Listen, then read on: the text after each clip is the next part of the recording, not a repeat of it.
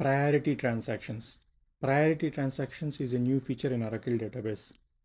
Here you will be able to assign priority to any transaction, and it can take values like high, medium, and low, and the default value is high. Why do we need to prioritize the transactions, and how is this feature going to help us? If two transactions try to modify the same row, the transaction that started first will get the exclusive lock on the row and it will be able to progress. And the second one will have to wait until either the first one commits or rolls back, or a DBS manual intervention is required to either terminate the earliest sequel or to terminate this session. If we make use of this priority transactions feature, there is no DBA intervention required. To use this feature, we need to make use of few parameters. That is, first one is to make use of the transaction priority itself. We need to assign the priority to the transactions like low or medium or high.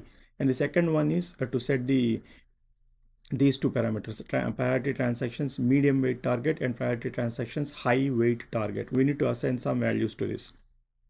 Now, when two transactions try to perform DML and try to make use of the same record, and if a lowest priority transaction first acquired the lock, and if a high priority transaction or a medium priority transaction also wants to modify the same record, then this priority transaction feature kicks in, and the high priority or the medium priority will wait a certain configurable wait time. That is, we specify that using these two values.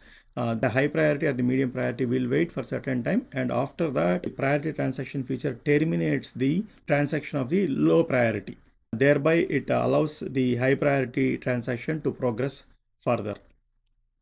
Now what happens to the low priorities transaction? Its transaction is terminated, but its session is still alive. Its session will be able to progress further, but it just needs to acknowledge the fact that it underwent a rollback, since its transaction is terminated and it went through a rollback. So once the low priority transaction is terminated, it gives this error ORA 63300 transaction is automatically rolled back, since it is blocking a higher priority transaction from another session. And once you see this thing, the session should be intelligent enough to issue a rollback.